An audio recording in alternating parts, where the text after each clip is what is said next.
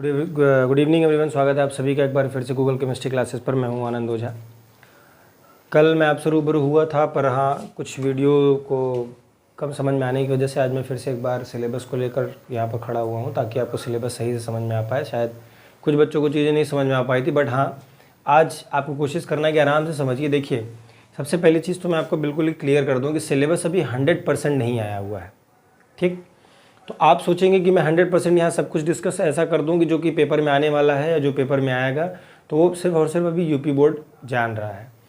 UP board की तरफ से एक चैप्टर को कैसे और किस तरीके से कंप्लीट किया जाए, उसके तरफ से एक कह लीजिए कि स्ट्रक्चर भेजा गया है, या आप डाउनलोड आप भी कर सकते हैं, जिसमें कि चैप्टर कौन कौन से आ रहे हैं और उनको कितने कितने समय में ख़त्म करना है, ये डिस्कस किया गया है। उसमें कहीं पर भी ये डिस्कशन नहीं है कि कौन कौन से चैप्टर आएंगे, कौन कौन से टॉपिक आएंगे चैप्टर के अंदर, ये बारे में नहीं बताया गया है। अगर बताया भी गया है तो एक आध चैप्टर में, जैसे भी पहले चैप्टर में मैं आपको दिखाऊंगा कि कुछ चीज़ें वो एलोबरेट करके बताने की कोशिश किया है, लेकिन बहुत ज़्यादा नहीं। बाकी के आने वाले चैप्टर्स में बहुत सारी चीज़ें उन्होंने नहीं बताई हैं। तो कल के वीडियो में मैंने जो बताया था वो सारी चीज़ें यही थी कि जो मैक्सिमम पिछले साल भी चीज़ें आई थी, उसके पहले भी आई थी, और इस साल भी आने की मैक्सिमम प्रोबेबिलिटी है। मैंने उन्हीं सारे चैप्टर्स के अंदर उन्हीं सारे टॉपिक को डिस्कस किया था। तो कुछ बच्चों को उसमें नहीं समझ में आया था, तो कोई प्रॉब्लम नहीं है। आज मैं फिर से कोशिश करूंगा कि उसको मैं आराम से धीरे धीरे एक एक चीज़ को समझाऊं, ताकि आपको सारी चीज़ें समझ में आ जाए। आराम से समझिएगा। मैं पूरी कोशिश करूँगा कि अपने से कुछ मैं नहीं बताऊँगा। सारी चीज़ें जो आई हैं, जैसे आई हैं, मैं वैसे ही आपके सामने रख दूँगा। बाकी जब सिलेबस 2-4-10 दिनों के अंदर आने वाला है यूपी बोर्ड का, तब हम उस बारे में अच्छे से डिटेल डिस्कशन करेंगे। अभी आपको क्या क्या पढ़ना है, कितनी चीज़ें पढ़नी है, मैं सिर्फ उसके बारे में बताऊंगा जो हमें यूपी की बोर्ड की तरफ से मिला है। तो सबसे पहला जो चैप्टर है उसका हेडिंग डाल लीजिएगा। जो आपको पढ़ना है, सीक्वेंस वाइज पढ़ना है, वो पढ़ना है इलेक्ट्रोस्टैटिक के बारे में, जिसको आप क्या कहते हैं, विद्युतांक या विद्युत स्थिरांक, जो भी आप कहते हो, क्या कहते हैं, स्थिर वैद्युतीकरण, जो भी आप कहते हो। हिंदी में मैं नहीं समझ पाता, थोड़ा हिंदी मुझे कम आती है इस चैप्टर में, बाकी हिंदी वैसे आती है। चैप्टर का मतलब इस फिज़िक्स के टर्मिनोलॉजी में।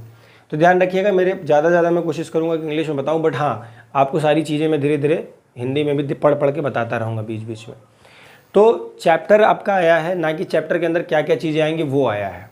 तो जितनी चीज़ें आई हैं मैं सिर्फ आपको वही बताऊँगा, और बाकी सारी चीज़ें आने के बाद पता चलेंगी। ठीक है, डिस्कस करते हैं। तो सिलेबस में सबसे इंपॉर्टेंट और सबसे पहली चीज़ जो आपको पढ़नी है वो इलेक्ट्रोस्टैट, मैंने जैसा कि कल कराया था। तो मैं, अगर आप कहें तो मैं चीज़ों को ठीक अलग अलग से मतलब वो करता चलूँगा। इलेक्ट्रोस्टैटिक, इस इलेक्ट्रोस्टैटिक में आप देखिएगा कि आपको पढ़ना क्या क्या है, टॉपिक में क्या क्या आएगा। ठीक, मैं सिलेबस को इस तरीके से 2-3 चैप्टर को एक साथ लिख दूंगा, ताकि एक बार में 2-3 चीज़ें मैं लिख पाऊँ, 2-3 चैप्टर्स के बारे में लिख पाऊँ। यहाँ लिखूँगा इलेक्ट्रिक करंट। ठीक है, आज कोशिश करूँगा आपके टॉपिक, आपके डाउट को मैं क्लियर कर दूँ, निश्चिंत रहिएगा। ठीक, कोई दिक्कत नहीं होनी चाहिए।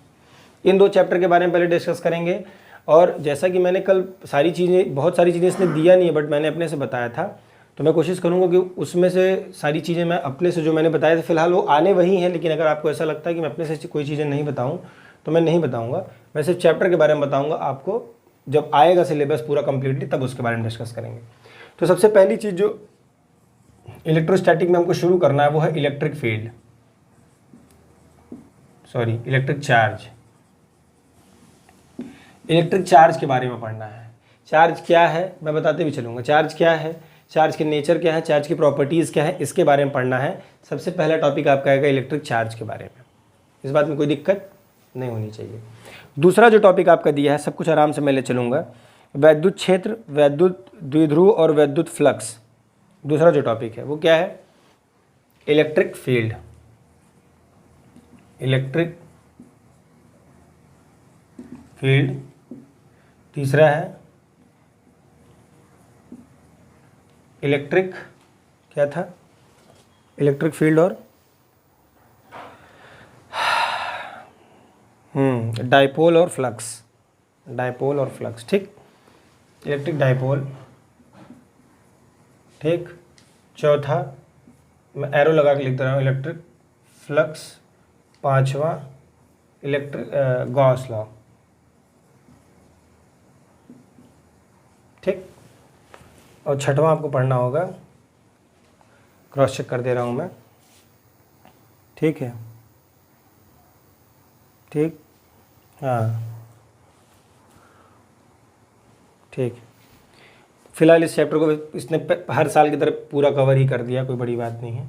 इसी में इलेक्ट्रोस्टैट में आपको छठवां जो पढ़ना है वो पढ़ना है लॉ एंड एप्लीकेशन, दोनों है इसके, याद रखिएगा,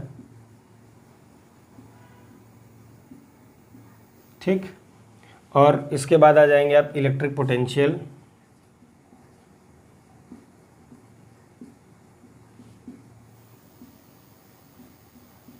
इलेक्ट्रोस्टैटिक पोटेंशियल, और सातवां आ जाएगा कैपेसिटेंस, ठीक। इसको वैद्युत धारिता भी कहते हैं। होप आपको ये सारी चीज़ें दिख रही होंगी, ठीक है। तो पहले चैप्टर में इतनी चीज़ें आपको पढ़नी है जो कि दिया हुआ है, मैंने अपने से कुछ भी नहीं किया। तो जो इलेक्ट्रोस्टैटिक है उसको लगभग अगर आप देखेंगे तो उसको 3 पार्ट में ही बांटा गया है इस चैप्टर को। एक तो चार्ज और फील्ड वाले पार्ट में बांटा गया है, दूसरा वाला क्या नाम है, एक इलेक्ट्रिक चार्ज में बांटा गया है, दूसरा इलेक्ट्रिक फील्ड, डायपोल और फ्लक्स में बांटा गया है, और गॉस लॉ में, इन तीनों में बांटा गया है दूसरे चैप्टर को, और तीसरे चैप्टर को इन दोनों में बांटा गया है, ठीक है ना। यानी इस इलेक्ट्रोस्टैटिक को भी आप देखेंगे तो 3 हिस्सों में बांटा गया। एक हिस्सा ये है, एक हिस्सा ये है, और एक हिस्सा ये है। तो 3 हिस्सों में बांट दिया गया, आप कह सकते हैं 3 डिफरेंट चैप्टर्स में बांट दिया गया है। इस तरीके से चैप्टर को हमने डिस्टिंग्विश कर लिया है इलेक्ट्रोस्टैटिक वाले पार्ट को, जहाँ से कि आपको इतनी चीज़ें पढ़नी और इतनी चीज़ें आपके पेपर में यहाँ से आनी है। रही बात इलेक्ट्रिक करंट की, तो देखिए जैसा मैंने अपने से कुछ भी नहीं जोड़ा है, जो आया है मैं वही आपको बता रहा हूँ। इसमें विद्युत धारा सिर्फ दिया है, ठीक है ना। क्या दिया है? विद्युत धारा। विद्युत धारा मतलब इलेक्ट्रिक करंट, और इसमें कुछ भी नहीं दिया है। अगर आप कहेंगे सिर्फ मैं यही हेडिंग लिख के छोड़ दूँ तो भी कोई दिक्कत नहीं है मुझे, लेकिन हाँ आपको ये पता होना चाहिए कि कुछ कॉमन टॉपिक्स हैं जो हर साल कुछ भी सिलेबस में चेंज आए वो चेंज नहीं होते हैं। ये आपको दिमाग में रखना है मेरे भाई। देखो बहुत चीज़ों को उड़ा उड़ा के पढ़ोगे तब भी कोई मतलब नहीं। मुझे पता है कि बहुत सारी चीज़ें आपको शॉर्ट में जानना है ताकि चीज़ें आपके लिए आसान हो, लेकिन इतना भी शॉर्ट मत जानो कि जो बेसिक कॉन्सेप्ट वही गायब हो जाए, वो तो पेपर में देगा ही।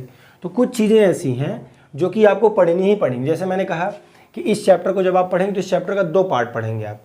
पहला पढ़ेंगे जो 10th में आपने पढ़ा है पूरा इलेक्ट्रिक करंट, जिसमें I = Q/T के बारे में पढ़ा है आपने। उसमें पढ़ा होगा किस तरीके से जो क्या नाम है रेजिस्टेंस के बारे में पढ़ा होगा, रेजिस्टेंस कैसे काम करता है, और ड्रिफ्ट वेलोसिटी अभी आप इसमें नया पढ़ लेंगे, ड्रिफ्ट वेलोसिटी के बारे में पढ़ लेंगे, ड्रिफ्ट वेलोसिटी कैसे काम करती है, ड्रिफ्ट वेलोसिटी और करंट के बीच में रिलेशन क्या है, ये सारी चीज़ें पढ़ेंगे। तो ये दिया नहीं है, इस वजह से मैं यहाँ बहुत ज़्यादा डिस्कस अभी नहीं करूँगा, क्योंकि मैं अपनी तरफ से कुछ भी कहूँगा तो आप कहेंगे कि सर कि क्या आने वाला क्या नहीं आने वाला है, ये आप कन्फ्यूज़ कर रहे हैं। तो मैं कन्फ्यूज़ बिल्कुल भी नहीं करूँगा। इस चैप्टर में इलेक्ट्रिक करंट के बारे में दिया है, और इलेक्ट्रिक करंट से जितनी रिलेटेड चीज़ें होंगी वो आपको पढ़नी ही पढ़नी है, वो आपके पेपर में आएगा। क्या आएगा वो अभी पूरा सिलेबस रिलीज़ नहीं किया गया, जब वो रिलीज़ हो जाएगा तो मैं वहाँ डिस्कस करूँगा। बट मैं अपनी तरफ से कुछ इंपॉर्टेंट टॉपिक बता दे रहा हूँ जो कभी नहीं कटते हैं। अगर आपको जानना है तो आप उसको जान सकते हैं, वो आएंगे ही आएंगे पेपर में, और उनसे क्वेश्चन आना ही आना है। जिसमें सबसे इंपॉर्टेंट टॉपिक इसका हो जाता है, सबसे important topic Kirchhoff's law, Wheatstone bridge, मैं यहाँ लिख दे रहा हूँ जो इंपॉर्टेंट टॉपिक है, ठीक है, ताकि आपको ये न लगे कि मैंने कुछ बताया नहीं है आपको, ये समझते रहिएगा। और क्योंकि ये बहुत इंपॉर्टेंट है, आप सिलेबस आएगा उसके बाद भी आप देखिएगा। इंपॉर्टेंट टॉपिक इसमें कौन कौन से हैं? किरचॉफ्स लॉ, ठीक, किरचॉफ्स लॉ है। दूसरा है इसमें व्हीटस्टोन ब्रिज।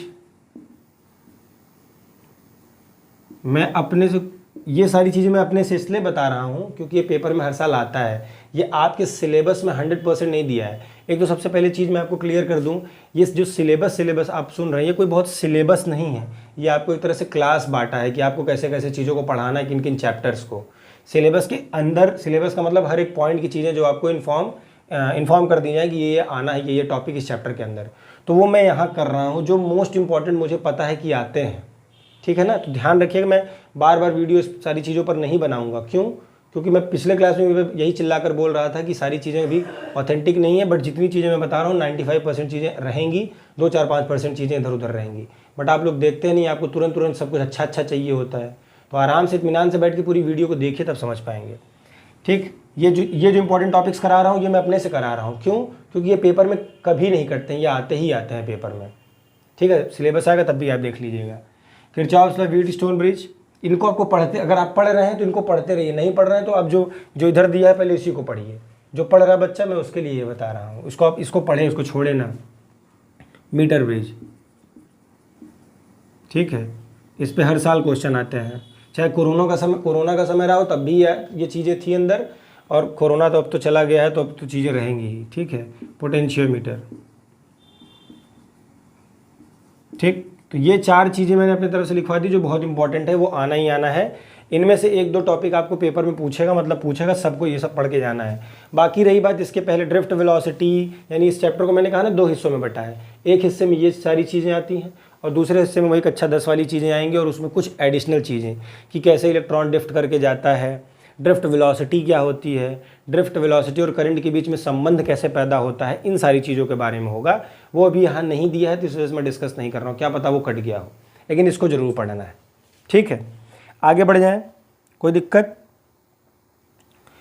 अगला जो चैप्टर है, 2 चैप्टर मैंने आपका निपटारा कर दिया है, ठीक है ना। इसको आगे अगला लिखिएगा, स्क्रीनशॉट ले लिया होगा आपने, नहीं लिया होगा तो स्क्रीनशॉट लीजिए। आगे देखिए, अगला टाइप जो टॉपिक है वो है magnetic effect of electric current, ठीक है। Magnetic effect of electric current, ये जो चैप्टर है, अब देखिए, अब यहाँ से किसी भी चैप्टर के अंदर क्या क्या पढ़ना है वो बिल्कुल भी नहीं दिया है। अब आप कहेंगे सर चलिए अब आप सिलेबस डिफाइन करिए कि जो जो दिया, तो ये कैसे पॉसिबल है। मैंने जितनी चीज़ें अभी 5-6 साल में अपने एक्सपीरियंस में पढ़ाया है, मैं उन्हीं बेसिस पर उनके अंदर की इंपॉर्टेंट चीज़ें फिर भी आपको जानकारी दे रहा हूँ, और इस श्योरिटी के साथ दे रहा हूँ कि उसमें से लगभग 95% चीज़ें, एकदम अंदर वाली चीज़ें जो मैं बता रहा हूँ वो रहेंगी ही रहेंगी, ठीक है। अगला लिखिएगा, यहाँ दिख रहा है ना, हाँ, magnetic effect of electric current, इस चैप्टर का नाम डाल लीजिएगा, ठीक है। करंट की मदद से जो मैग्नेटिक फील्ड पैदा हो रहा है उसके बारे में जानने की कोशिश करेंगे। ये क्लास 10th में आपने चैप्टर पढ़ा है, वहाँ पर आपने Fleming's left hand rule, right hand rule, ये तमाम चीज़ें आपने पढ़ी हैं, और साथ ही साथ थंब रूल भी पढ़ा है कि कैसे अंगूठे के डायरेक्शन में करंट जाती है और रोल्ड फिंगर के डायरेक्शन में क्या जाती है, मैग्नेटिक फील्ड लाइंस पैदा होती है। तो वो सारी चीज़ें इसके अंदर दी गई हैं। इस बात में कोई दिक्कत नहीं है ना, कोई दिक्कत होगा तो बता दीजिएगा। चलिए आगे बढ़े, कोई दिक्कत? यहाँ तक अगर कोई दिक्कत नहीं है तो हेडिंग डालिएगा, उसके अंदर के टॉपिक लिख लीजिएगा। आप लोगों को लगता है कि जो सारी चीज़ें हम लोग बता रहे हैं वो अपने मन से बता रहे हैं, ऐसा नहीं यार। हर साल जो आता है मैं वही डिस्कस करता हूँ, क्योंकि मैं भी इतने सालों से पढ़ा रहा हूँ, तो मुझे भी पता है कि क्या आता है क्या नहीं आता है, ठीक है।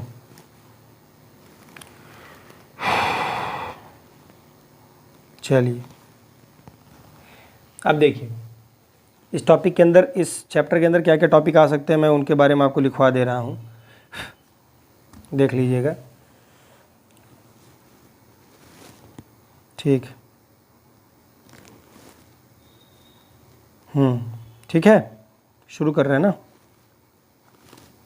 चलिए देखिए, सबसे पहला जो हर साल आता है वो मैं अपने से लिखवा रहा हूँ, ये दिया नहीं है चैप्टर टॉपिक जो आपको आपकी तरफ से, जो यूपीएमएसपी की तरफ से आया है, वो सिर्फ और सिर्फ यही आया है, इस टॉपिक का नाम आया है बस, कि इसको 2 लेक्चर 3 लेक्चर में ख़त्म करना है। इसके अंदर जो चीज़ है वो मैं बता रहा हूँ, जो कि लगभग चेंज नहीं होगा, जो आना ही आना है, जिसको सिलेबस के अंदर रहना है, जिसको आपको पढ़ना है। तो वो टॉपिक क्या है? पहला, इसके अंदर पहला टॉपिक क्या है? बायट-सावर्ट लॉ, ठीक।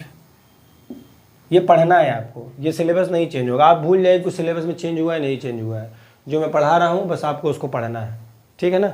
जब कुछ चेंजेस आएंगे तो हमारी रिस्पॉन्सिबिलिटी होगी कि उसको आपको कैसे कन्वे करना है। आपको जो यहाँ बताया जा रहा है बस उसको समझिए कि वही आपके लिए सिलेबस है, वही आपको पढ़ना है, दैट्स इट, ठीक है। आगे लिखिए,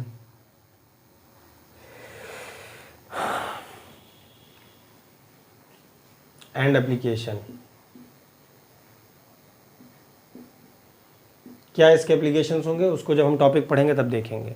इनके एप्लीकेशंस होंगे, किसी सर्कुलर वायर के लिए होगा, किसी इन्फिनिटली लॉन्ग वायर के लिए होगा, स्फेरिकल शेल के लिए होगा, तो सारी चीज़ें हम बाद में देखेंगे, उसके बारे में आपको नहीं जानना, बस इतना ही सारी चीज़ें आपको जाननी है, ठीक है, आगे बढ़ें। चलिए आगे देखिए,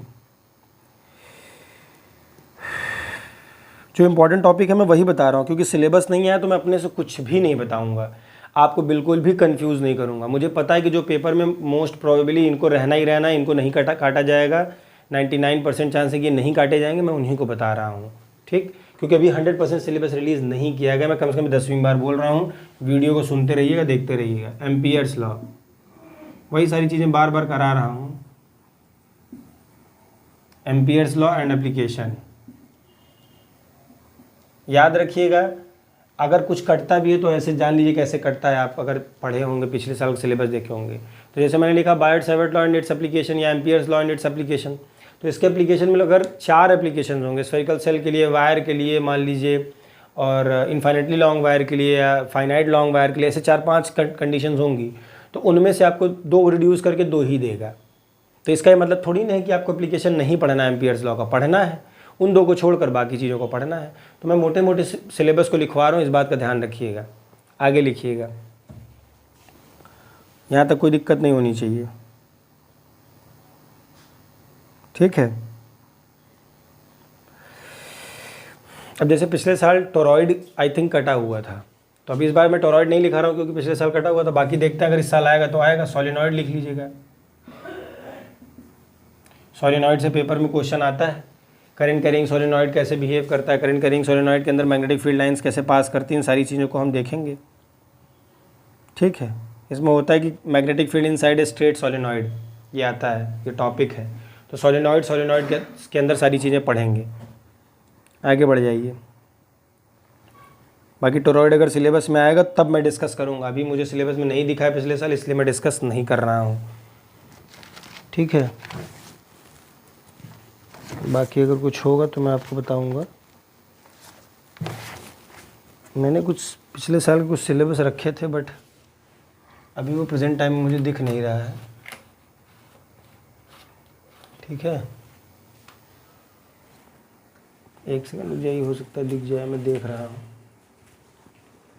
तो मैं आपसे डिस्कस कर दूँ। वैसे दिख नहीं रहा है मुझे, चलिए कोई बात नहीं, ठीक। चलिए आगे देख लीजिएगा, यहाँ तक कोई दिक्कत नहीं है ना। हाँ, force in a moving coil charge magnetic field, अगला टॉपिक इसका है। ये जो आएगा मैं सब बता रहा हूँ, ये सब कटा नहीं है। फोर्स इन मूविंग कॉइल, ठीक। Force in moving coil, force in moving charge in magnetic field, force in moving charge magnetic field, ठीक। तो ये सारी चीज़ें आएंगी, इसका याद रखिएगा। आगे बढ़ें, आगे देखिए। लॉरेंज फोर्स का कोई बहुत पिछले साल तो मतलब डिस्कशन नहीं हुआ था। अगर वो सिलेबस में देता है तो उसके बारे में मैं बाद में देखूंगा, ध्यान से देखते चलिएगा। आगे बढ़ जाइए, ठीक है।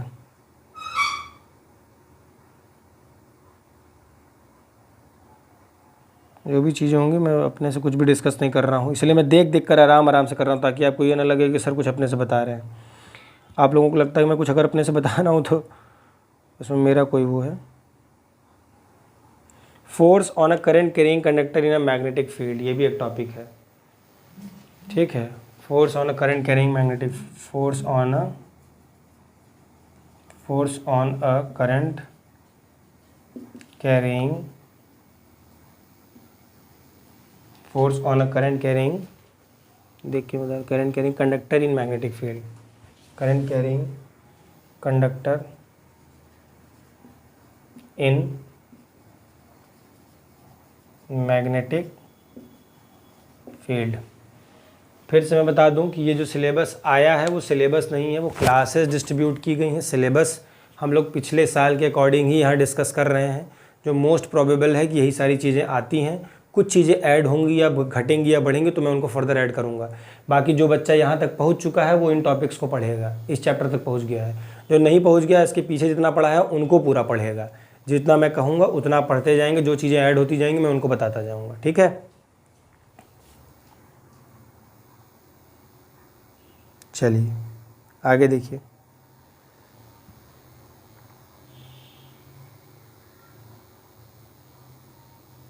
इस बात में कोई दिक्कत नहीं होनी चाहिए। हाँ देखिए, सबसे इम्पोर्टेंट टॉपिक आता है, इस साल भी आएगा, चांस है। इसमें भी आपको जो 6 टॉपिक पढ़ने हैं, 6वां टॉपिक है आपका गैल्वेनोमीटर, ठीक। अब इस गैल्वेनोमीटर के अंदर, गैल्वेनोमीटर का मतलब सिर्फ आपको डेफिनेशन गैल्वेनोमीटर की नहीं पढ़नी है। गैल्वेनोमीटर में आ जाएगा, इसका कन्वर्जन 2 तरीके से होता है, वोल्ट मीटर में,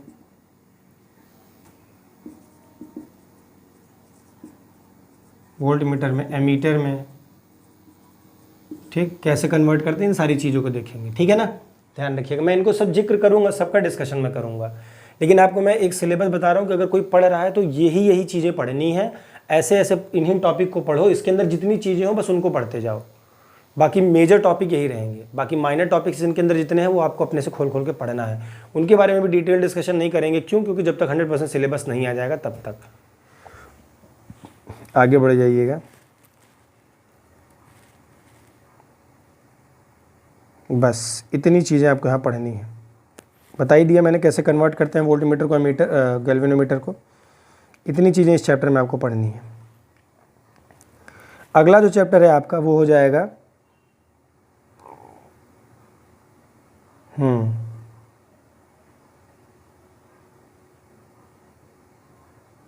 मैग्नेटिज्म एंड मास, ठीक। ये मैग्नेटिज्म एंड मास का कोई कॉन्सेप्ट आपके चैप्टर में है, आपके टॉपिक में है, बुक में है, मुझे तो नहीं लगता मैग्नेटिज्म एंड मास का कोई टॉपिक है। अगर होगा भी तो इन्हीं टॉपिक में से आएगा, वो कंफ्यूज मत होइएगा, क्योंकि इसमें हिंदी में दिया है तो मैं थोड़ा सा वो हो रहा हूँ। बाकी मुझे जहाँ तक पता है कि इसने दिया चुंबकत्व एवं द्रव्य, इसमें दिया है अगला टॉपिक चुंबकत्व एवं द्रव्य, यानी मैग्नेटिज्म एंड मास। द्रव्य का मतलब मास ही तो होता है, ठीक है, द्रव्य का मतलब मास होता है ना, ऐसे कुछ यही तो है। हाँ ठीक है। आगे देखिए,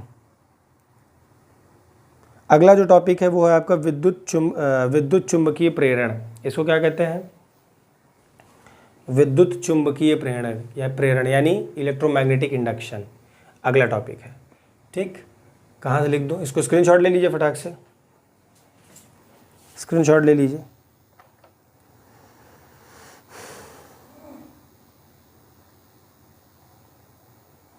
ठीक, विद्युत चुंबकीय प्रेरण, इसका स्क्रीनशॉट ले लिए होंगे। विद्युत चुंबकीय प्रेरण को क्या कहते हैं? इलेक्ट्रोमैग्नेटिक इंडक्शन कहते हैं,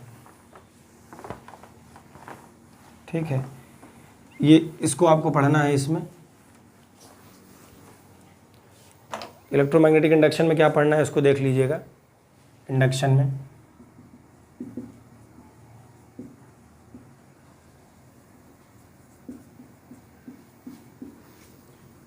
ये जो ऊपर मैं लिख रहा हूँ ये हेडिंग्स हैं, यानी ये चैप्टर्स के नाम हैं, और अंदर जो लिख रहा हूँ ये इनके अंदर टॉपिक्स हैं जो आपको पढ़ने हैं। इलेक्ट्रोमैग्नेटिक इंडक्शन का जो चैप्टर है उसके अंदर सबसे इंपॉर्टेंट चीज़ देखिए मैं आपको बता दे रहा हूँ, जो कि आपको पढ़नी है, तो वो मैं अपने से नहीं बताऊँगा ताकि आपको ये नहीं लगे कि मार्ट साहब अपने से बता रहे हैं। सब मैं खोज के अच्छे से आपको बताऊँगा। जो कि इम्पॉर्टेंट टॉपिक है मैंने पहले ही बताया है, उसमें मैं कुछ अपने से नहीं करूँगा। उसमें सारी चीज़ें जो भी आपको दिखेंगी वो सब मैं अपने से एकदम नहीं बताऊंगा। वो सारी चीज़ें मुझे जो दिखेंगी, जो मुझे लगती हैं कि हर साल आ रही हैं, चाहे वो कोरोना का समय रहा हो चाहे अभी का समय रहा हो, कभी नहीं कटा है, उन्हीं सारी चीज़ों के बारे में यहाँ डिस्कस करूँगा आपसे, और वही सारी चीज़ें आएंगी पेपर में, आप देखते रहिएगा। आप मुझ पर भरोसा रखिए बस, ठीक। अगला जो टॉपिक इलेक्ट्रोमैग्नेटिक इंडक्शन देखिए, उसमें क्या क्या टॉपिक आपके आने वाले हैं, मैं सारे टॉपिक भी लिख दूँगा धीरे धीरे, ठीक है। हाँ देखिए, एक यहाँ पर जो इंट्रोडक्शन होगा वो होगा मैग्नेटिक फ्लक्स का, ठीक। मैग्नेटिक फ्लक्स आपको पढ़ना है।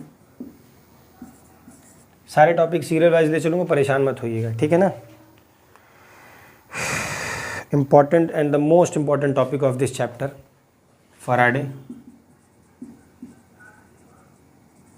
Faraday's law. वो जो दोनों लॉ हैं फर्स्ट और सेकंड, उनके बारे में पढ़ेंगे, क्या है वो सब अंदर देखेंगे। पढ़ना क्या क्या है बस वो देख रहे हैं। आगे आ जाइए, ठीक है। चलिए, जिसको electromagnetic law conduction, law of electromagnetic induction भी कहते हैं, इसी फैराडे लॉ को, तो परेशान मत होइएगा। Fleming's right hand rule important है। फ्लेमिंग्स राइट हैंड रूल, ठीक। अब ये फ्लेमिंग्स राइट हैंड रूल, सिर्फ आपको फ्लेमिंग्स राइट हैंड रूल नहीं पढ़ना है कि पढ़ लिए कि ये इंडक्शन बता रहा है, ये इंड्यूस करंट बता रहा है, ये मैग्नेटिक फील्ड बता रहा है, ये क्या नाम है फोर्स का डायरेक्शन बता रहा है, तो बस यही हो गया राइट हैंड थंब रूल। नहीं, राइट हैंड थंब रूल इसलिए पढ़ना है कि उसका फर्दर एप्लीकेशन कहाँ हमको देखने को मिलेगा। तो दो चीज़ें और इंपॉर्टेंट मिलेंगी। एक मिलेगा जनरेटर, इसमें AC DC दोनों होंगे, देखेंगे हम इनको। अब इसमें से कई बार होता क्या है कि अगर रिड्यूस सिलेबस करेगा, जिससे उसको सिलेबस बहुत जल्दी छांटना ख़त्म करना है, तो AC या DC में से कोई एक दे देगा, लेकिन जनरेटर देगा। तो ये ऐसे पढ़ाई करना है आपको। और आखिरी जो देगा वो देगा क्या, ट्रांसफार्मर, ठीक। तो आपको मैं बता दूं, फिलहाल इसमें इंपॉर्टेंट ये और यही है, क्योंकि फ्लेमिंग्स राइट हैंड रूल आप जब ट्रांसफार्मर जनरेटर ये सब पढ़ोगे तो फ्लेमिंग्स राइट हैंड रूल अपने आप इस्तेमाल होने लगेगा उसमें। फिलहाल मैंने आपको चैप्टर खोल के आपके सामने रख दिया है, इनके पांचों के स्क्रीनशॉट ले लीजिए, चाहे तो लिख लीजिए, यही, इससे ज़्यादा आपको कुछ नहीं पढ़ना है इसमें, ठीक है। आगे बढ़ें, कोई दिक्कत? चलिए, अब ट्रांसफार्मर के अंदर इसका ये मतलब नहीं कि ट्रांसफार्मर बोल दिया है तो जो ट्रांसफार्मर आएगा बस उतना ही पढ़ना है आपको। ट्रांसफार्मर का डेफिनेशन नहीं पढ़ना है, याद रहे, ठीक है। चलिए आगे बढ़े। पिछले साल ये 2 टॉपिक कटे हुए थे, बट इस साल अभी ये टॉपिक मुझे कंफर्म नहीं लग रहा है, इसलिए मैं अभी इनको नहीं लिखवा रहा हूँ। 2 टर्म आते हैं, एक होता है म्यूचुअल और सेल्फ इंडक्टेंस। इनके बारे में इन डिटेल डिस्कशन करने की बात आती है, तो ये कई सालों से, 1-2 साल से नहीं आ रहा है, इस वजह से मैं इनको यहाँ डिस्कस नहीं कर रहा हूँ। अगर ये इंट्रोड्यूस होते हैं फर्दर तो मैं उसको डिस्कस करूँगा यहाँ पर, आप देख लीजिएगा, ठीक। अगला चैप्टर जाएंगे, मैं वो बता दूंगा, उसके लिए आप परेशान मत होइए, आपको मैं परेशान नहीं करूँगा। अगला चैप्टर अल्टरनेटिंग करंट, ठीक। अल्टरनेटिंग करंट चैप्टर डाल लीजिएगा, हेडिंग डाल लीजिएगा अल्टरनेटिंग करंट। मैं कंफ्यूज बिल्कुल भी नहीं हूँ। आप लोगों को अगर ये लग रहा होगा कि मैं कंफ्यूज हूँ इन चीज़ों को लेकर कि क्या आना है क्या नहीं, मैं बिल्कुल भी नहीं हूँ, क्योंकि मुझे पता है कि इन्होंने अभी सिलेबस जारी नहीं किया, इन्होंने अपना शेड्यूल जारी किया है कैसे कैसे आपको चैप्टर ख़त्म करना है।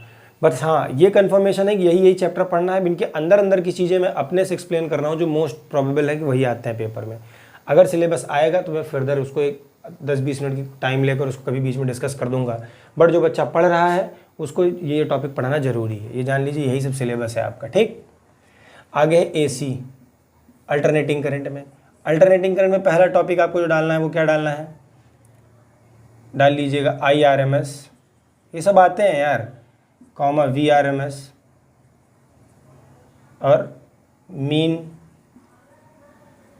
एब्सोल्यूट, क्या कहते हैं उसको, मीन एब्सोल्यूट था, क्या था, क्या नाम था उसका यार, एवरेज वैल्यू का जो भी नाम था, मीन और एवरेज वैल्यू, हाँ, मीन और एवरेज वैल्यू, मीन और एवरेज वैल्यू, ठीक। तो इन सारी चीज़ों को आपको इसमें पढ़ना है, ये पेपर में आते ही आते हैं, इसमें कोई बड़ी बात नहीं है, ठीक है। अब जैसे इसमें 2-3 चीज़ें और आ जाती हैं, इसमें LR, LCR, CR ऐसे सर्किट्स के बारे में आ जाता है। तो अगर आप पिछले साल देखेंगे तो आपको LCR के बारे में सिर्फ दिया था, वो भी ऊपर से पढ़ने के बारे में दिया था, बहुत सारे डिटेल डिस्कशन के बारे में नहीं दिया था। लेकिन being a student, being a learner, आपको ये जानना चाहिए कि आपको पढ़ना क्या क्या है। LR पढ़ना है, सर्किट के बारे में बता रहे हैं। CR पढ़ना है, CR मतलब कैपेसिटेंस रेजिस्टेंस, इंडक्टेंस रेजिस्टेंस, और LCR पढ़ना है, ठीक। इन तीनों के बारे में हम पढ़ेंगे, इत्मीनान से पढ़ेंगे। इन तीनों में से जो भी कटेगा उसको हटा देंगे, लेकिन इन तीनों में से एक तो पक्का रहेगा, बाकी 2 का कंफर्म मुझे नहीं है, लेकिन एक 100% रहेगा, ये पता है। आगे आ जाइए, ठीक है। उसके बाद तीसरा आ जाएगा आपका इम्पीडेंस, जिसको Z से रिप्रेजेंट करते हैं। वो आता है पेपर में, प्रूव करने को भी आता है, कैसे आएगा उसको आपको देखना है, मतलब मैं बताऊंगा जब मैं पढ़ाने लगूंगा तब आपको समझ में आएंगी चीज़ें, ठीक है। टॉपिक बस आप लिखते चलिए, आगे आइएगा। ठीक, फेज़र डायग्राम पिछले साल कटा हुआ था, याद रखिएगा, इस वजह से फेज़र डायग्राम मैं नहीं लिख रहा हूँ। अगर इस बार फेज़र डायग्राम आएगा इस चैप्टर में तो फेज़र डायग्राम मैं यहाँ लिखूँगा। मैं मैक्सिमम चीज़ें पिछले साल से कोरिलेट करके पढ़ा रहा हूँ, लिखवा रहा हूँ। उसका कारण ये है क्योंकि मैक्सिमम चीज़ें पिछले साल की तरह ही रहने वाली हैं। कुछ अब पता नहीं क्या वो बदल देंगे, हो सकता है जो पिछले साल नहीं दिए थे उस एप्लीकेशन में कुछ इस बार ऐड कर दें, पिछले साल वाला काट दें, तो कुछ ऐसा कर सकते हैं। इससे ज़्यादा कुछ अदला बदली नहीं करेंगे, आप परेशान मत होइएगा। तो फेज़र डायग्राम हम नहीं पढ़ेंगे क्योंकि फेज़र डायग्राम आपके पिछले बार भी सिलेबस में नहीं था। ठीक है ना, यहाँ तक कोई दिक्कत नहीं होनी चाहिए। LR LCR इन सारे सर्किटों के बारे में मैंने आपको लिखवा दिया है, ये सब हम पढ़ेंगे, इन डिटेल पढ़ेंगे। ठीक, resonance condition in LCR circuit भी LCR में सब आ जाएगा, रेजोनेंस सब पढ़ लेंगे हम लोग, उसके लिए आप कंफ्यूज मत होइएगा। मैंने कहा है कि मैं सिर्फ मोटे मोटे टॉपिक करवा रहा हूँ ताकि आपको कभी दिक्कत ना आए। ठीक है, AC, पावर इन AC, ये भी एक इम्पॉर्टेंट टॉपिक है। देखिए मुझे ये जैसे जैसे दिख रही चीज़ें मैं लिखवा रहा हूँ, पावर इन AC। अब इसी में पावर फैक्टर तमाम चीज़ें आती हैं, उसको देखेंगे। ठीक, कैसे करता है कैसे नहीं करता है, ये सारी चीज़ें हम देखेंगे। ठीक है, वॉटलेस करंट टोरेंट के बारे में पिछले साल कोई जिक्र नहीं था, इस वजह से इन सारी चीज़ों को मैं इंट्रोड्यूस नहीं कर रहा हूँ, इन्वॉल्व नहीं कर रहा हूँ। कुछ होगा तो उसको बीच में डाला जाएगा। आगे बढ़ जाइए। ठीक है, और देख लीजिए, सॉरी ट्रांसफार्मर शायद मैंने पीछे लिखवा दिया था क्या? ट्रांसफार्मर इस चैप्टर में याद रखिएगा, शायद मुझे नहीं लग रहा ट्रांसफार्मर मैंने पीछे लिखवाया था। अगर लिखवाया होगा तो उसको काट दीजिएगा। ट्रांसफार्मर इस चैप्टर में है, मैंने ध्यान नहीं दिया, उसमें जनरेटर था, ट्रांसफार्मर है इसमें, याद से लिख लीजिएगा। ठीक है, ट्रांसफार्मर तो आना ही आना है, इसमें जो भी चीज़ें होंगी उसको हम देखेंगे, बीच बीच में डिस्कशन करेंगे उसका। ठीक है, तो ये सारी चीज़ें आपके इस चैप्टर से आनी हैं और इसमें और ऐसा कुछ खास नहीं है। ठीक, और इसमें एक AC जनरेटर भी आप लिख सकते हैं, उसमें DC जनरेटर लिख लीजिएगा, इसमें AC जनरेटर।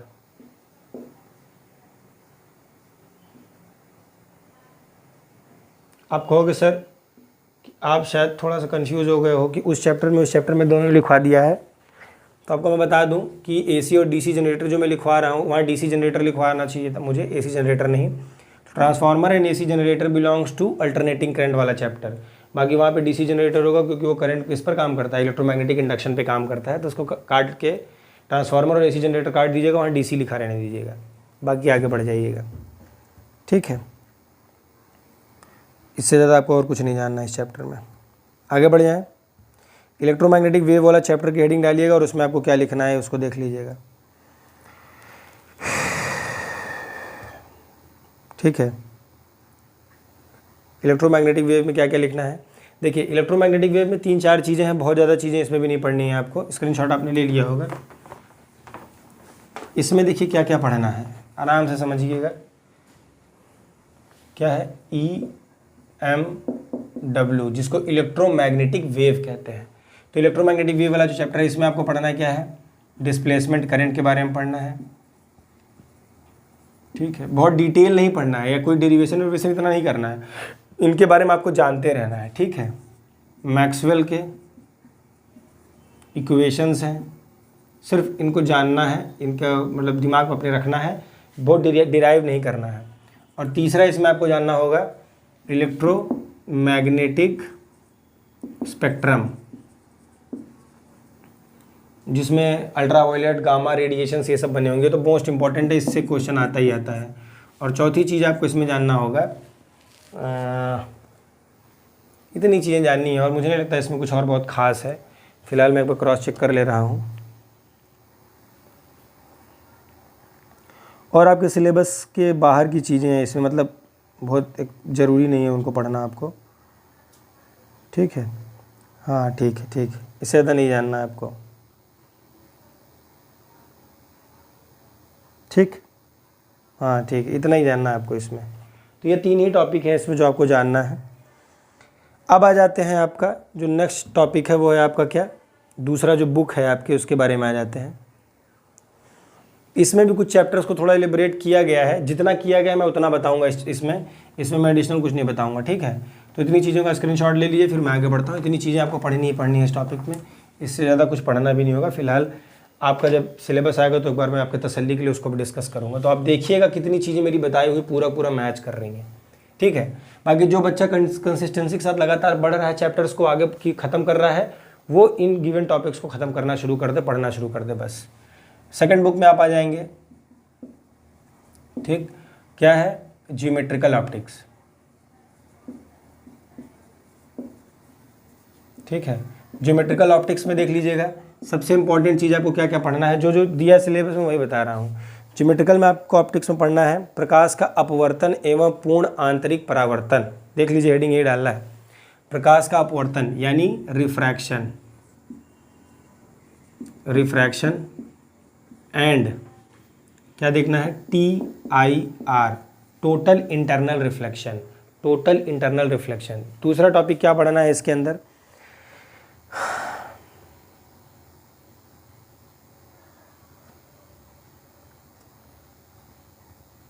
एक सेकेंड, इतना फ़ोन आ जाता है घर वालों का कि अगला देखिए। दूसरी चीज़, स्फेरिकल सरफेसेस,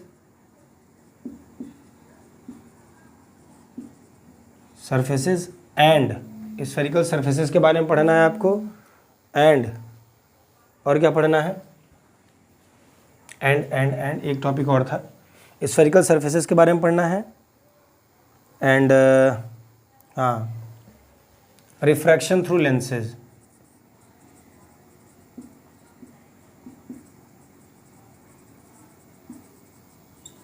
मैं अपने से कुछ भी नहीं लिख रहा हूँ, जो दिया वही बता रहा हूँ, बोलिएगा मत कि सर आप अपने से कुछ लिख रहे हैं। चौथा देखिएगा, आगे क्या पढ़ना, प्रिज्म पढ़ना होगा चौथा,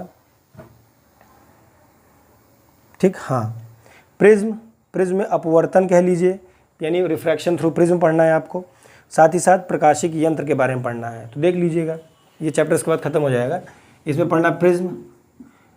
अब इस प्रिज्म रिफ्रैक्शन थ्रू प्रिज्म लिख लीजिए,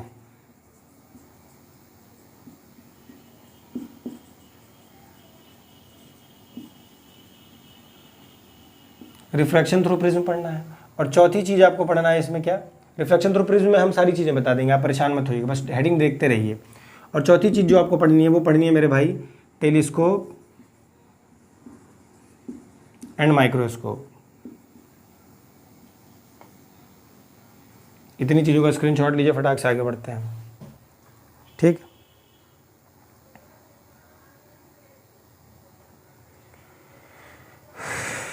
आगे बढ़ जाए, ये ले लीजिए स्क्रीनशॉट। अगला चैप्टर वेव ऑप्टिक्स, ज्योमेट्रिकल में इतना ही पढ़ना है। अगला हेडिंग है वेव ऑप्टिक्स। वेव ऑप्टिक्स में देखिए, पहला हाइगन्स,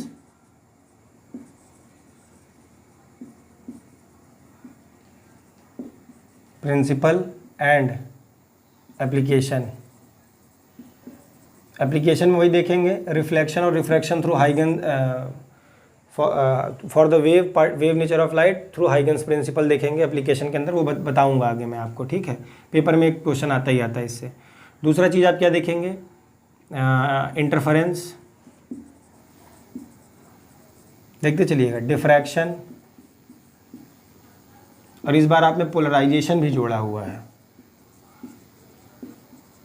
इसमें दिया हुआ है। ध्रुवीकरण का मतलब पोलराइजेशन ही होता है ना, हाँ, तो वो दिया हुआ है।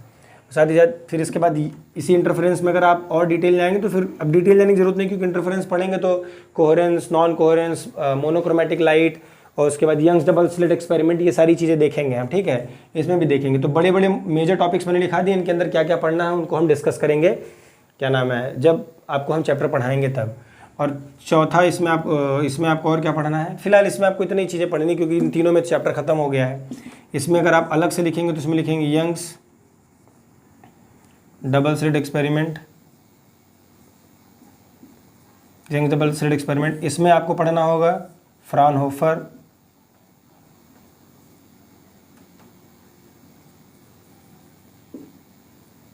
फ्राउनहोफर डिफ्रैक्शन पढ़ना होगा। पोलराइजेशन में सिंपल पोलराइजेशन पढ़ना होगा। तो ये दो टॉपिक, दो मैंने अलग अलग लिखवा सकता था मैं, इंटरफेरेंस, पोलराइजेशन, इन सारी चीज़ों को, तो इनको मैं एक एक जगह लिखा दिया हूँ ताकि आपको बहुत बड़ा ना लगे, ठीक है ना। इन तीनों चीज़ों को एक साथ लिख लीजिए, इसको ख़त्म करेंगे। ये आएंगे पेपर में, इससे ज़्यादा कुछ नहीं आएगा। आगे बढ़ जाएं, आगे लिखिएगा।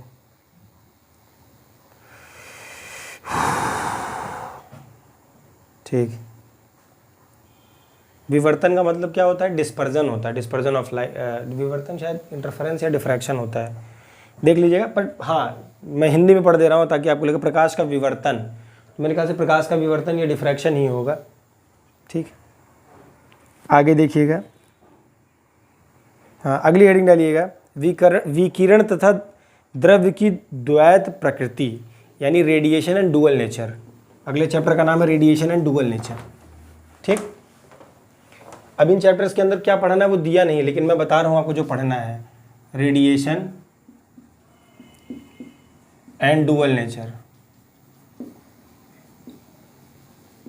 ठीक है, रेडिएशन डुअल नेचर में सबसे इंपॉर्टेंट क्या पढ़ना है? Einstein's experiment. एक्सपेरिमेंट क्या था? फोटो इलेक्ट्रिक इफेक्ट वाला, फोटो इलेक्ट्रिक इफेक्ट वाला। दूसरी चीज इसमें आ जाएगा, क्या आ जाएगा? डी ब्रॉगलीज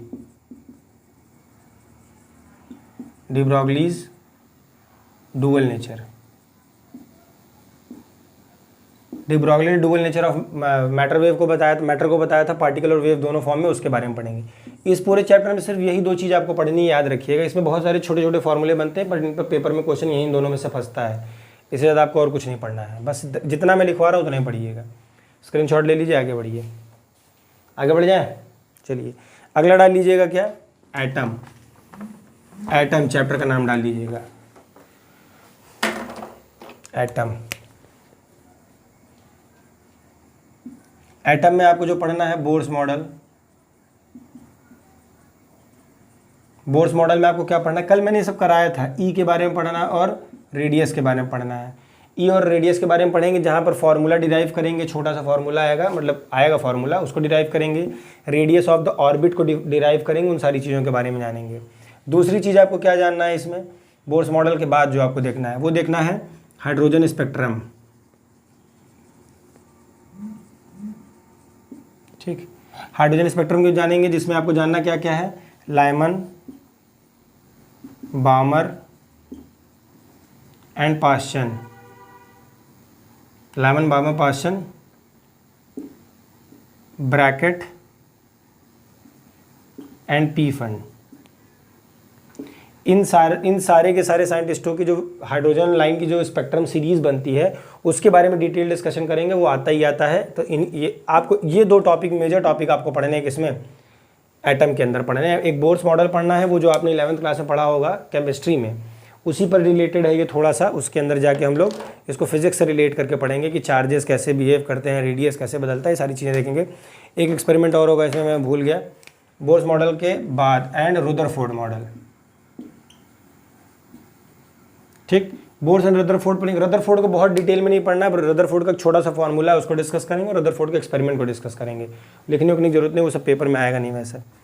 ठीक है, आगे बढ़ जाएं, आ जाइए। अगला टॉपिक जो आ जाएगा आपका न्यूक्लियस। न्यूक्लियस चैप्टर दो भाग में टूटेगा। एक भाग आपका टूटेगा किसके अंदर? बेसिक न्यूक्लियस के अंदर, जिसके अंदर फिजन फ्यूजन प्रोसेस होगा। ठीक, जिसके अंदर आपको क्या क्या पढ़ना है? दो पार्ट टूटेगा। यहाँ मैं दो पार्ट लिख रहा हूँ, एक पार्ट ये, एक पार्ट ये। फर्स्ट पार्ट के अंदर ए पार्ट में आपको क्या पढ़ना होगा? फिजन, ऐसे मैं लिख दे रहा हूँ, फिजन एंड फ्यूजन। इतना समय लेकर इसीलिए बना रहा हूँ ताकि चीज़ें समझ में आए। दूसरा आपको क्या पढ़ना है? Mass defect. तीसरा आपको इसमें क्या पढ़ना है? Binding energy. ठीक, बाइंडिंग एनर्जी। ये तीन चीज़ें पढ़नी ही पढ़नी है। कुछ ऐड होगा, कुछ सब्ट्रैक्ट तो नहीं होने के चांस है। ऐड होगा तो उसको हम फर्दर जो आपने लिखा है उन सब के आसपास थोड़ा थोड़ा जगह छोड़ते चलिएगा, कि उस पन्ने को स्टेपल करके रखिएगा, ताकि कुछ चीज़ें ऐड हो तो हम उनको आसपास फर्दर फिर लिखवा सकें। ठीक है, और जिसमें जो दूसरा टॉपिक आएगा वो आपका आ जाएगा क्या? Radio activity. ठीक, जिसमें रेडियो एक्टिविटी में क्या आ जाएगा आपको याद होना चाहिए? रेडियो एक्टिव क्या कहते हैं उसको? न्यूक्लियर पावर प्लांट भी है इसी के अंदर, ठीक।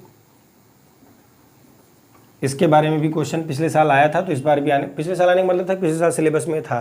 तो रेडियो एक्टिविटी में ये देखेंगे, और साथ ही साथ इसमें आप देख लेंगे क्या, अल्फ़ा, बीटा, गामा, डीके भी देखेंगे, कैसे कैसे डीके होता है इनके बारे में जानेंगे, इनके कैरेक्टरिस्टिक के बारे में जानेंगे, ठीक। तो ये हो गया न्यूक्लियस के बारे में। वो आखिरी जो चैप्टर आपका बचेगा, स्क्रीनशॉट इसका फटाक से ले लीजिए। ये सब दिया नहीं, ये सब मैं अपने से बता रहा हूँ, याद रखिएगा। जो आते ही आते हैं, जिनके 99% चांस है कि ये रहेंगे, इसमें कुछ ऐड ही हो सकता है, खटेगा नहीं। आखिरी जो चैप्टर है वो आपका क्या है, सेमीकंडक्टर, ठीक। सेमीकंडक्टर है आखिरी चैप्टर। और सेमीकंडक्टर को अगर हम देखेंगे तो इसमें आपको क्या क्या पढ़ना है देख लीजिएगा। आपको पढ़ना है पीएन जंक्शन के बारे में, ठीक। पीएन जंक्शन डायोड जो बनता है उसके बारे में पढ़ना, बहुत ज़्यादा और नहीं जानना है,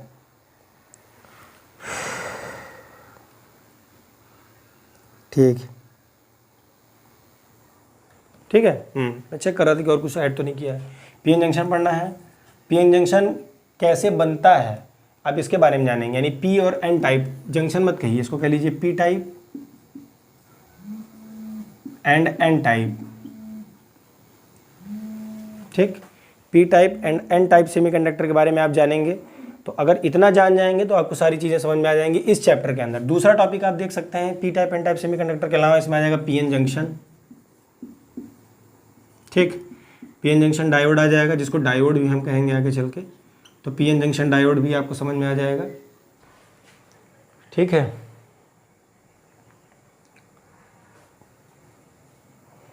ठीक है, तो पीएन जंक्शन डायोड हो जाएगा। तीसरा आप देख लेंगे इसके अंदर आ जाएगा, इसी के अंदर आप देख सकते हैं वीआई कैरेक्टरिस्टिक भी पूछ लेता है, ठीक है। पीएन जंक्शन डायोड का इसी में देखेंगे, पिछले साल भी यही पूछा था, वीआई कैरेक्टरिस्टिक,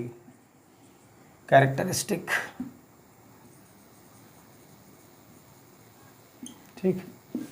वीआई कैरेक्टरिस्टिक भी पूछेगा आपका इसके अंदर, ठीक। और तीसरी चीज़ जो आपकी आ जाएगी पीएन जंक्शन डायोड का, वीआई कैरेक्टरिस्टिक भी सिम पढ़ेंगे हम। तीसरी चीज़ आ जाएगा आपका solar cell, LED, photo diode. ये इतना श्योरिटी के साथ मैं इसलिए लिख रहा हूँ क्योंकि ये 2-3 साल से लगातार ये पूछे जा रहे हैं, यही टॉपिक इसमें पूछा जा रहा है। अगर कुछ इसमें ये कटेगा नहीं, अगर कुछ ऐड होगा तो हम उसको यहाँ जोड़ देंगे, इतना याद रखिएगा। चौथी चीज़ अब आपकी आ जाएगी क्या, ट्रांजिस्टर, ठीक। ट्रांजिस्टर के बहुत सारे प्रकार होंगे। ट्रांजिस्टर में आपका बेस कॉमन होगा, फिर इमिटर कॉमन होगा, कलेक्टर कॉमन होगा, ये सारी चीज़ें हम बाद में देखेंगे, मैं मोटे मोटे टॉपिक लिखवा रहा हूँ। ट्रांजिस्टर, और पांचवा लिखेंगे transistor as an amplifier, transistor as an amplifier. इतनी सारी चीज़ें आपको इसमें देखनी है। और पिछले साल जो ऐड हुआ था, जो पिछले साल नहीं आया था लेकिन पिछले साल ऐड हुआ था, वो था गेट, जिसमें और, नॉट और एंड गेट के बारे में दिया था, ठीक है। लेकिन अब ये हो सकता है कि इनको बढ़ा दे, पिछले साल के बेसिस पर ये बता रहा हूँ, बढ़ा दे या कम भी कर सकता है। तो जो भी करेगा उसको हम फर्दर देख लेंगे। तो ये था ओवरऑल आपका रिव्यू जो मैंने चैप्टर से रिलेटेड बता दिया है। एक बार फिर से मैं बता देता हूँ कि आपको दिए गए हैं चैप्टर्स कैसे कैसे समय में ख़त्म करना है। They are not giving you what about the detail discussion about the chapter, they are just talking about what the simple the time, they are giving just a simple time, then how in how much time you should complete your syllabus, और उसके according उन्होंने सिर्फ chapter का नाम दिया है। याद रखिएगा कि ये 2 दिन में ख़त्म होना चाहिए, 3 दिन में। हम इन सारी चीज़ों को यहाँ खोल कर इसलिए आपको दिखा रहे हैं ताकि ये सारी चीज़ें लगभग कोरोना के बाद से जो सिलेबस रिड्यूस होने कॉन्सेप्ट आया है, तो ये कॉन्सेप्ट जो आ रहा है वो हर साल कोरोना के समय से लेकर अब तक कॉमन ही चल रहा है। एक आध 2 चीज़ें जो ऐड हो रही हैं, बढ़ रही हैं, घट रही हैं, उनको हम फर्दर डिस्कस करते चलेंगे। इस साल भी अगर कुछ ऐसा होता है तो इसी सिलेबस के अंदर 2-4 चीज़ें हम और ऐड करेंगे। इनमें से मुझे पूरी गारंटी है कि 1-2% अगर चीज़ों को मैं हटा दूँ तो वो रिड्यूस नहीं होने वाली हैं, मैक्सिमम सारी चीज़ें आने वाली हैं। होप आप सबको अब समझ में आया होगा और सारी चीज़ें समझ में आ गई होंगी। अगर अभी भी कोई डाउट होगा तो कमेंट सेक्शन में आप डालिएगा, मैं उसको फिर से डिस्कस करूँगा।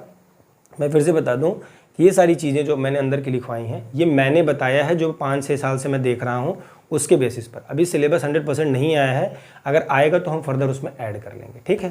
तो मिलते हैं कल, चैप्टर शुरू करूँगा कल से बातें कम होंगी, हमारा काम ज़्यादा होगा और सिर्फ इलेक्ट्रोस्टैटिक के चैप्टर से शुरू करेंगे, उसके बाद फिर फर्दर धीरे धीरे बढ़ते चलेंगे। तो फिर मिलते हैं आपसे नेक्स्ट क्लास में। Thank you so much, have a nice day.